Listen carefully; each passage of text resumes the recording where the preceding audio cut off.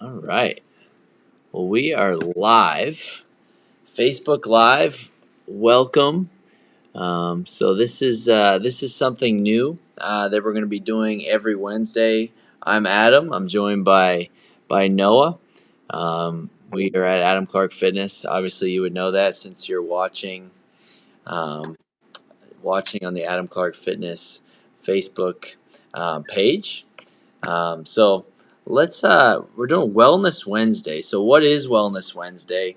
We're basically picking a topic, something that's super important in the health world, health and fitness world, and kind of just having a discussion back and forth, doing a little research, kind of showing you what we've learned, why this topic is super important, and then if you have any questions, feel free, or comments, you can add those in.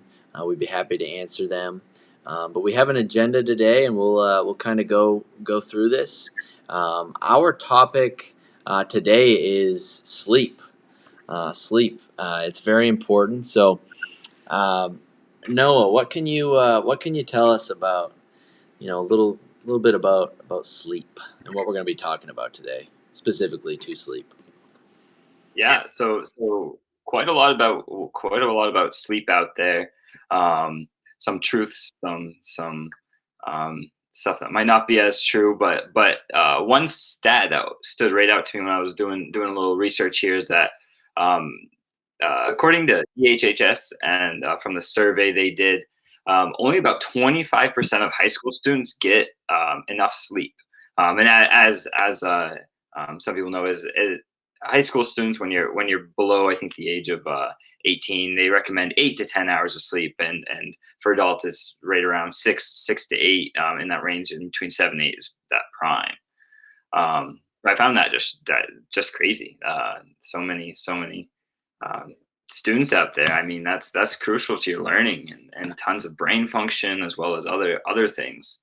Um, When you were in high school, did you get enough sleep?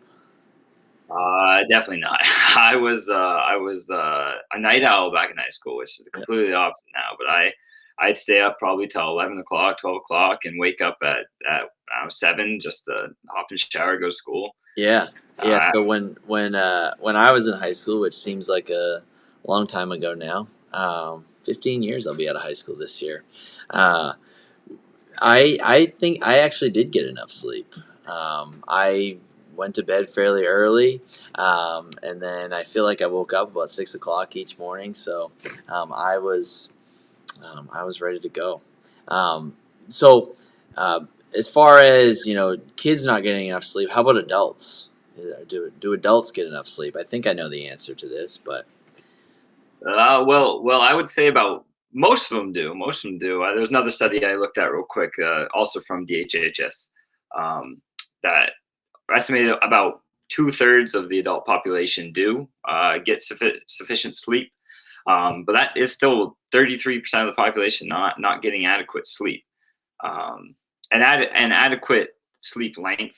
There's a lot of different discrepancies out there. Something we'll get into a little bit here. Um, but but that's still a large chunk of people that could use a little bit more sleep, a little more rest in their day. yeah. Do you, now that you're obviously out of high school, in college, physical therapy school, a lot going on, working, clinicals, everything? Do you get enough sleep now? Oh, can you? Oh, I think he. Can you hear me, Noah? I Uh oh. think I lost you. Oh boy. Everything's Technical frozen on my difficulties. end. I Uh oh. don't even know if you can hear me right now. I can hear you. We can hear you. I'm giving you the thumbs up. We can definitely hear you. I don't know. Technical difficulties. So let's. Can you hear me? Nope. Uh oh. Well, this isn't good.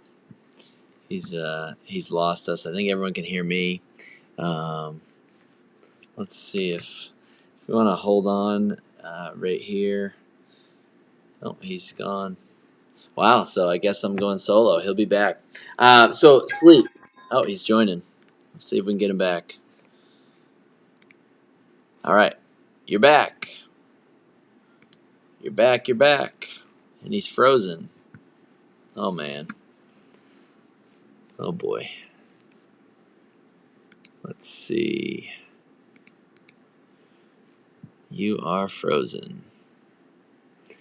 Not good. All right. Well, we will. I guess we'll keep going without Noah for a little bit, and hopefully he can pop back on. I'm gonna get him off the screen since he's frozen right now, and we'll go from there. But sleep, guys, sleep. Basically, what we want to talk about today. Guest is in the green room, so let's get him in. Can you hear me now? Yes. He's back. All right. Technical difficulties, they're gone. All So right. really, what we're getting into, kind of the first question I want to ask in terms of sleep. Um, benefits of sleep. I mean, you hear a lot about, oh, I just feel better and feel more energized, but specific benefits. Does it fight off disease? Things like that. What can you tell me? Yeah, there's actually been a lot of research over this. A lot of different things have been linked to being deficient in sleep. Obviously, you got those short-term gains, like feeling better and just performing better in general.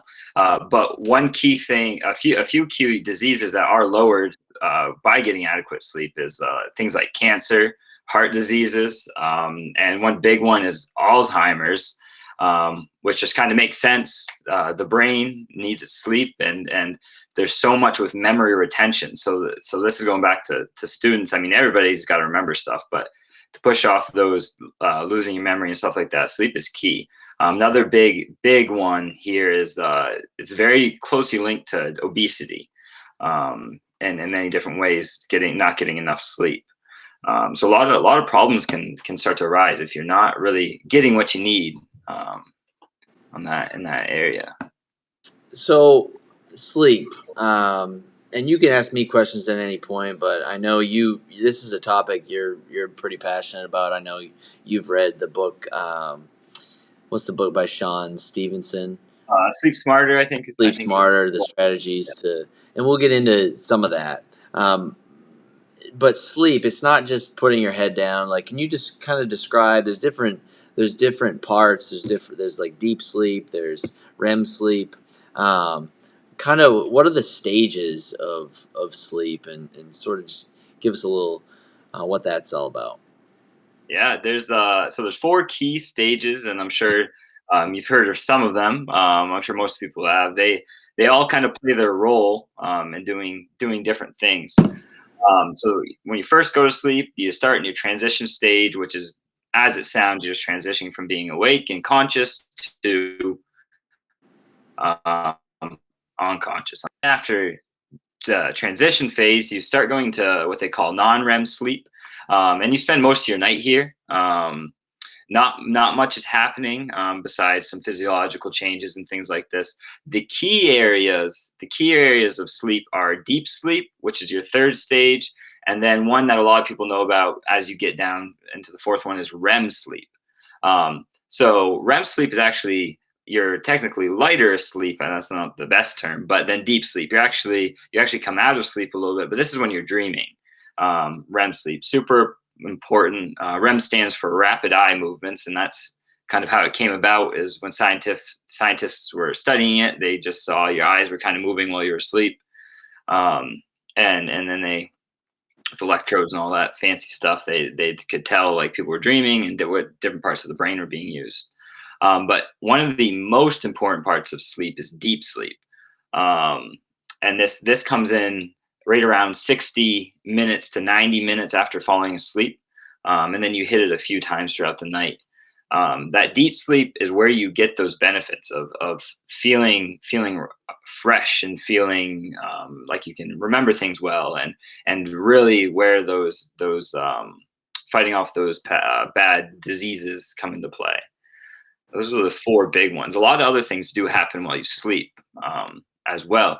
So one key thing why we need sleep in the first place is to repair your body. When you're awake and moving, your body's actually breaking down all the time. It's you wake up like healed, you can call it, and then throughout the day, your body breaks down just by everyday living. Even if you lay in bed all day, there's slowly cells dying and stuff like that, which is natural. That happens to everybody.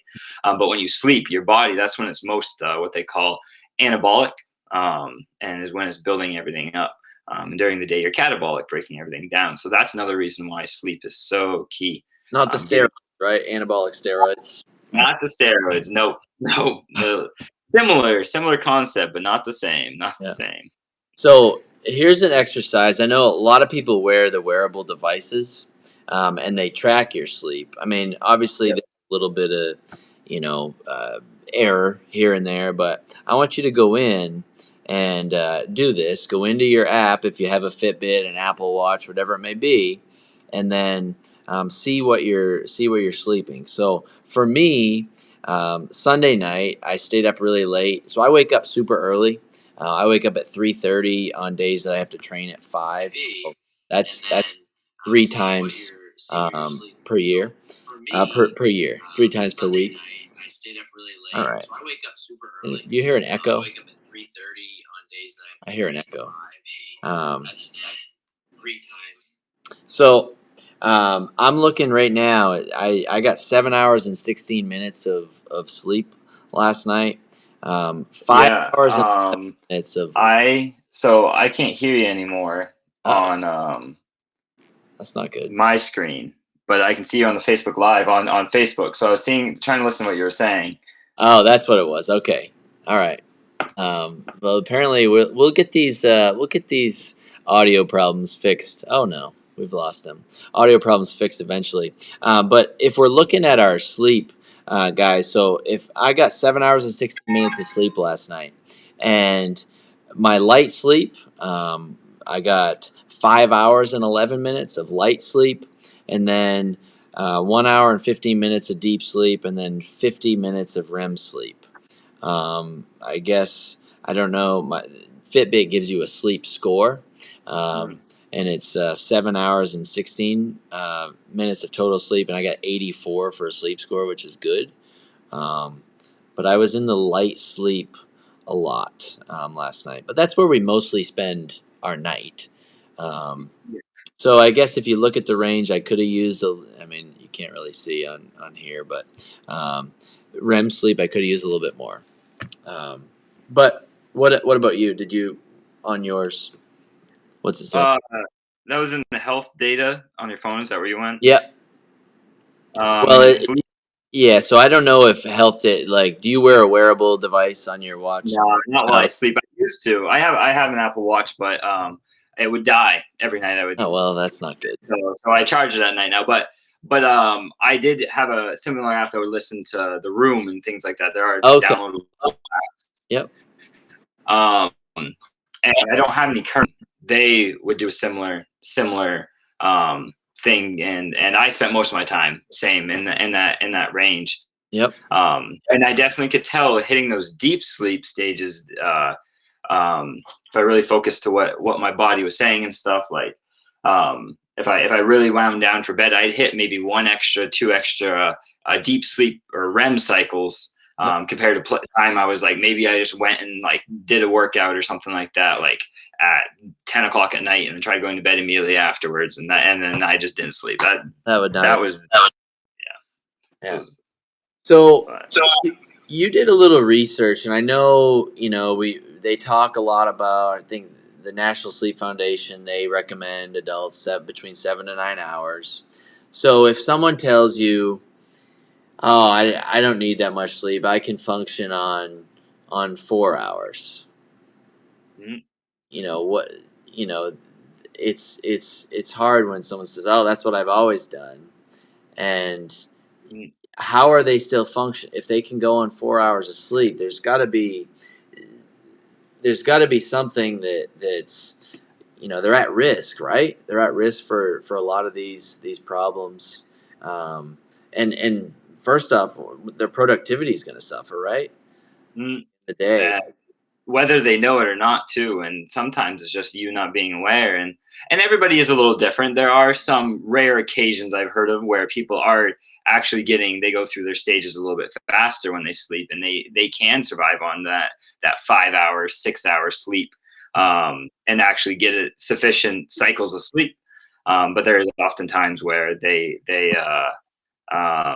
that people are on those 4 hours, and they're functioning and they're going, and they're like, oh yeah, I don't need that sleep, I never have, but their body's suffering, they don't realize it. That's a very common thing. It's because sleep studies is so new, and not been around super long, not a whole lot of evidence on how to know immediately how well you slept for 100%. Those sleep trackers are great. Um, So some things that can really affect our sleep negatively. I can think of a couple off the top of my head. One is caffeine, oh right? yeah, One is caffeine. Stress, right? Stress. big one, How stress. about our devices? Our devices. I think out of anything, that's the thing that for me is the biggest one. Oh Um, yeah, so, what can you tell me about caffeine? After maybe should you not drink it after a certain hour? Same with alcohol. A lot of times, alcohol people are like, oh, that puts me to sleep. But is my yeah. quality of sleep good? Probably not, right? That's the question right there. It's Yeah, it's the quality. I like how you use that word. That's really the key thing there is you might have caffeine and still be able to sleep 8 hours a night. Same thing with alcohol. Alcohol is a depressant, so it actually does help you fall asleep, but it blocks caffeine and alcohol both can block these receptors in your brain called adenosine, and these are what help you keep awake. And they actually will prevent your body from getting the deep sleep it needs. So even though you are asleep unconsciously, you're in that light sleep, and caffeine can stay in your body from 4 to 7 hours. I've even heard it staying up in the body for up to 12 hours, depending on your sensitivity to caffeine and things like Yikes. that. So it does. There's a lot of different factors there where um, it's really person dependent, but oftentimes I try to stop drinking caffeine around 2 o'clock. I'm not always the greatest at it, but that's kind of my cutoff because say it lasts at most 7 hours in my body, could be longer. Yeah. By 9 o'clock, I'm winding down. I have no more in my system, allowing for my body to kind of wind down and get my deep sleep I need. Um, So obviously, you.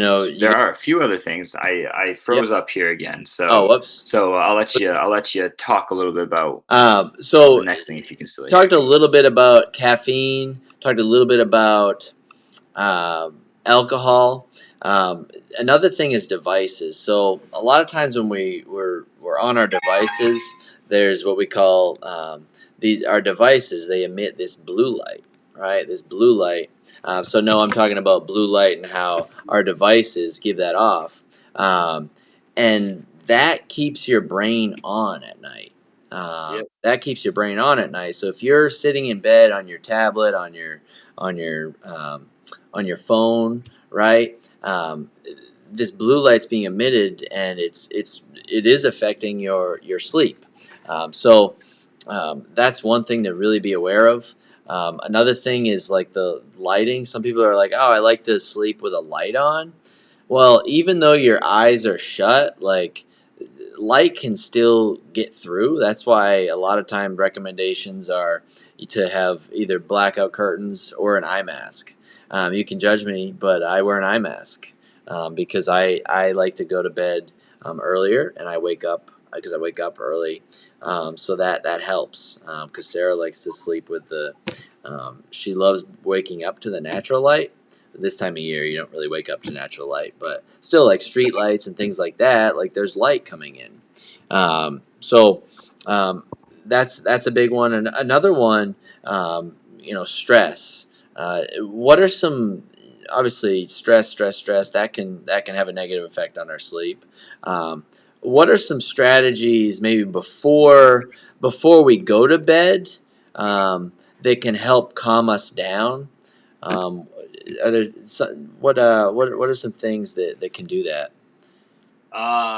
There's quite a few things you can do, and I'm sure you have a few things you do each night before you go to bed to help you wind down. I'm sure everybody does things a little bit differently, which is 100% fine. There's no cut and dry, cut and paste way you need to do this to fall asleep, which is really important to remember. But the biggest thing is to build a routine, make it structured each night. Your body loves patterns, looking for that thing. So once it sees something and recognizes it, it signals this pathway for your body to do the next thing. So for me, my routine, what I'm getting at, I have I sometimes tend to do yoga, like up to an hour. I try shutting my screens off an hour before. Um, and then I'll do a little, even if it's just like a 5 minute, whether meditation, self reflection, or gratitude, just something in your head, and some breathing with that. Breathing is a very underrated exercise, if you call it, if you would like to. It's so important for our nervous system and things. This is great for de-stressing. There's so much link between your breathing and your central nervous system, and how wired you feel, and whether you feel like you're bouncing off the walls or relaxed. A lot is directly linked to the speed of your breaths, and the deepness and things like that. So a little bit of breathing, and then one thing for me, it's as simple as the position I'm laying in. There's some, like, if I'm laying on my back, I'm like, yeah, I'm kind of ready to sleep. But the second I roll on my left side, it's really weird. But the second I roll on my left side, my body knows it's time to go to bed, and then everything starts shutting down and ready to go. And so, like, if I'm on my right side, I'm not ready for sleep yet. And it's something as little as that. Your body picks up on the littlest patterns. So in my system, the second I'm on my left side laying in bed, I'm ready to sleep. So just Um, don't lay on your left side in the gym, because then yeah, that's really it. I you're can't. ready I to fall. sleep. No. You're falling Uh, asleep. So yeah, but you're what's that? Sorry. I was just saying, building that routine is really key here. Not necessarily for stress, but for your body in general. But building things into that routine that does help de-stress you, like the breathing exercises. Maybe it's a cup of tea for you. Things along those lines. Getting rid of screens is huge, I think. 'Cause, I mean, even if you're on social media, even if it's positive stuff you see on social media, it can still bring some sort of stress to you, and you don't realize it. And so that's a big thing. And going back to those blue light screens, blue light's huge. So I do keep a light in my room, but it's very dim. I don't know if you can see it behind me. It's like a Himalayan salt lamp, and so it produces, the light bulb inside produces a little bit of blue light, but most of it's blocked by the salt around it, which is pretty neat. So a little bit of light to, like, see the floor and stuff if I have to get up in the middle of the dark or whatever. But I also use blue light blockers when I am looking at screens, later at night, if I'm studying or whatever it may be. I'm actually wearing them currently. You can see a little bit of the reflection there, heading back into some of the blue lights reflecting back into this camera, actually, if you look right into the lights. Another big thing for a routine is temperature. I know I think you probably relate to this a little bit, on the preference of your um, like sleeping conditions. Yep. Um, Yeah. So I actually have I have a chili pad. So it's something that um, we bought it. It's basically a mattress pad that has. Should I let him in or should I not? Sorry for the technical difficulties. Um, so I'm talking about the chili pad, and the chili pad is it's great. So I mean, it goes from, I think, 58 to 70 degrees.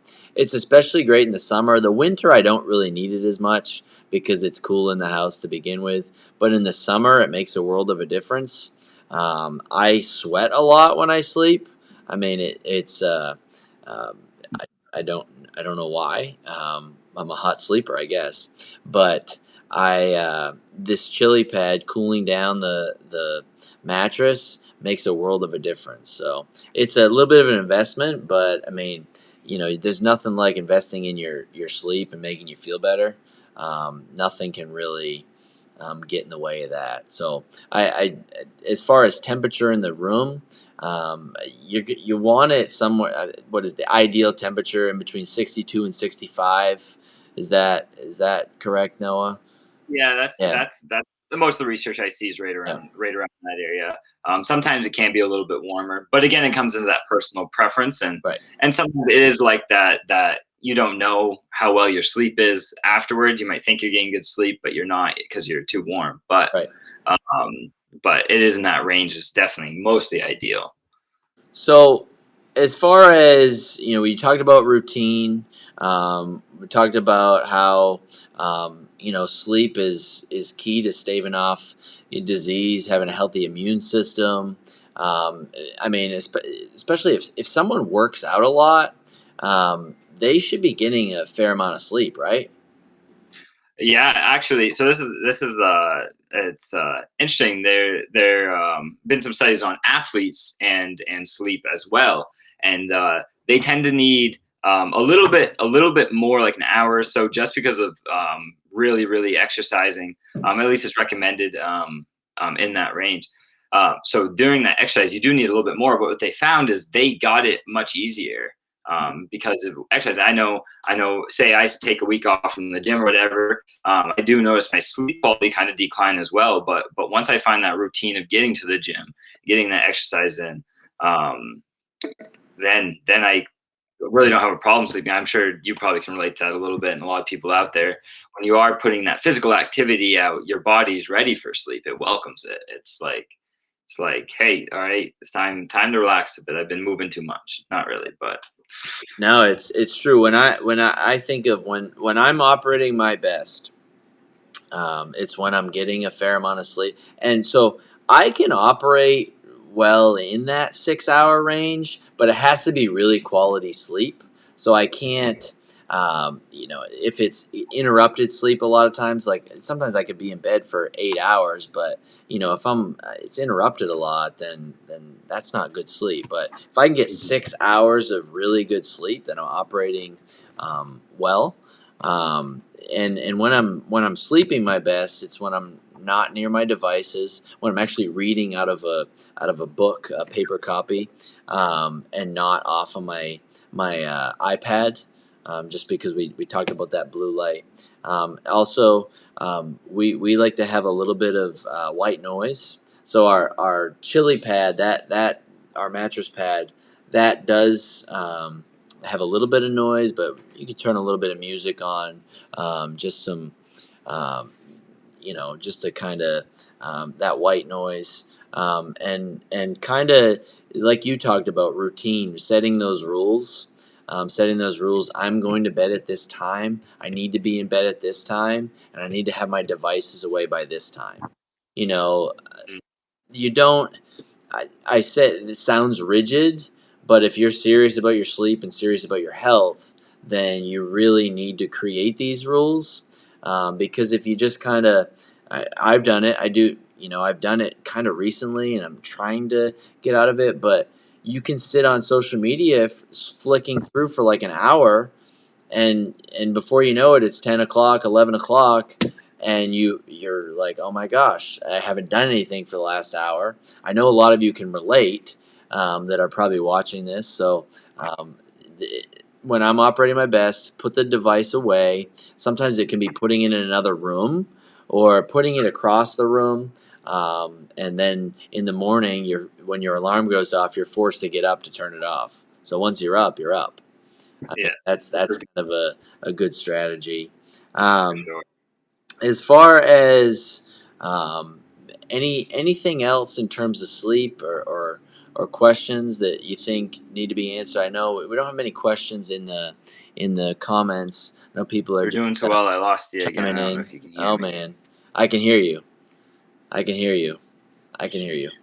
Um, but we'll try to fix these technical difficulties. We're actually using a new program, to do this Facebook Live, so we can be side by side. Um, so let's put him in. He's back. Um, so any things that you can Ooh, Erica chimed in. Essential oils are balm for sleep too. Absolutely, they Mm. sure are. Have that diffuser going. It's very nice. Anything you can, any questions you have that people might, or any comments, any last research that you can think of, Noah, that people need to know about sleep? Um, that I think we summed it up pretty well. There's one kind of last thing I like to mention is trying to get around those rules. So a lot of people like I said about the blue light blockers. They're nice to have, but they're not like to end all solution. Don't think you can look at screens all night just if you have blue light blockers on. Another kind of rule of thumb is try not to rely too heavily on like outside needs. With like melatonin, for example, is a big one. People can take that every night, and does help you sleep. And it doesn't really affect the quality of sleep too much. But what happens is your body will over time stop producing its own melatonin, and then you have nothing to help you fall asleep to, which is not good. If you end up relying on melatonin forever, it becomes a dependency. Yeah. So leaning off that, and if you are on melatonin, and setting those rules are really going to set you up for success for sleep. And one other thing I'm a fan of, I use before I go to bed. I actually use this with essential oils that sometimes some lavender and stuff like that. As Erica mentioned, I use magnesium spray on my skin. Most people are actually deficient in magnesium, which is necessary for any really cell function. Magnesium is huge, and you deplete it very easily. And so it's actually the same thing if you take like a soak in a bath, which is an amazing way to help relax before bed and de-stress. It's like a bath salt soak or anything like that, but the salt is magnesium salt. Mhm. So that is actually what's helping relax your muscles and soothe your body. So I use a magnesium spray personally, and sometimes some lavender oil with that, and just a little bit. Yeah, and so key things I think takeaway here is building that routine and understanding why it's important to get that sleep, and get those sleep cycles. Um, yeah, find your own way to de-stress. I know we all have different ways to deal with that and things like that. Got a couple questions coming in. So Helen asks, "Can you get too much sleep? Can you get too much sleep?" Oh, you definitely can oversleep, which is very. Actually, I was talking about it just recently with a friend of mine. Um, so there's a thing called a sleep debt, which I don't want to go too far down that rabbit hole, but just being up one night was too late. You actually lose sleep, and your body builds a sleep debt, was what it's called, and it can take multiple days for it to replenish. It's not just like you can't say you stayed up for all night or one night, and the next day you're like, oh, I'm just going to sleep all day. You actually it doesn't work. Oversleep and your body becomes more tired, because you need that physical being up and moving, and things like that. That was Sunday for me, staying up too late. I felt watching the Super Bowl, and then obviously I stayed up after to watch the post game show because, of course. So yeah, I mean, I guess that sleep debt, it just doesn't happen one day. I'm just going to sleep extra. You're going to feel 100% better, right? It takes time. As far as so, Stacy asked, any suggestions for shift and night shift workers? I guess the and you can chime in. I think the big thing is on those creating some sort of routine around your job. I know that's hard. Like our body, it wants to be in that rhythm, and sleeping at different times can throw it off. But on those days when you come home from your shift, I guess the key, like, we want that blackout environment to get your sleep in, and maybe you're feeling kind of wired after. What can you do to you could exercise and then come home and kind of not wear yourself down, but that kind of leads to better sleep. Just create that sort of schedule, that routine for your night shifts. and kind of stick to that, and try not to have too much caffeine, things like that, which can throw everything off. Um, so that's and then Carmen says taking a warm shower before going to sleep is very helpful. So that's another great one, whether you're a night shift worker or anything. So that's what I suggest for night shift or shift workers. Just trying to create that routine even on those night shifts. And Erica asks, how long does it take to create the habit of specific times for sleep? Like how long does it take to acclimate? Can you answer that, Noah? Um, so I don't know any research off the top of my head on that one. But from personal experience, I guess it can be. I think sleep has about a 3 day buffer. I guess is what I would call it. The same with like the sleep debt. It takes about 3 days. So the first day you'll like say you have a I don't know. Say you're trying to go to bed at 9 o'clock and you used to go to bed at 11. So that first night you're laying in bed at 9 o'clock. You're not going to get great sleep because your body's not really ready for it. And then you're waking up earlier or whatever it is, and then the next day you're a little bit closer because you're a little more tired theoretically and things like that. So that one is a little tricky to answer, and I think it is also like depends on the person.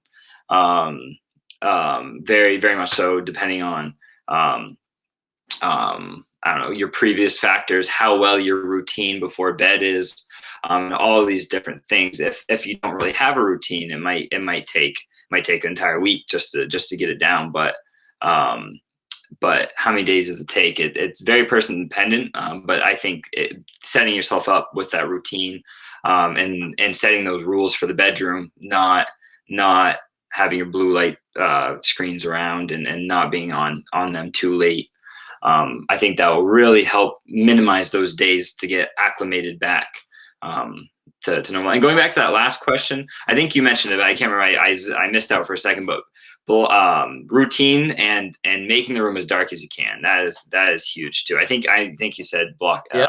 black, but yeah. Definitely a lot of good information. A lot of actually communities around this. When I was going into Sean Stevenson's Sleep Smarter, which we mentioned at the beginning, he goes a lot into this. He holds a lot of conferences and stuff, and he always gets that question. He always gets, what if I work those late shifts? Like, what can I do? It's really tough, and that's probably the biggest problem he's run into multiple times, is having to really deal with that. But I think Adam summed it up very well in what he said. But if you did want more information, that probably maybe Sean's been studying this for years. Look up the book Sleep Smarter. It has tons of resources in there for that. I lost all the questions. Is we got another one coming up? No, we do not. So we answered them all. I guess that's kind of our Wellness Wednesday. Obviously, a little technical difficulties. We'll work on that, but we're planning on doing this Wednesdays at 1:30. We'll have a different topic each week. These will be on our Facebook page. So if you want to comment later on and watch it later on, go for it. We'd love to hear from you. And then the last thing I'd like to say is when people say I'll sleep when I'm dead, well, if you live by that motto, then you're going to be dead a lot sooner. Um, Yeah. so definitely make sleep a priority. It's a crucial part of your health, just like exercise is, just like nutrition is.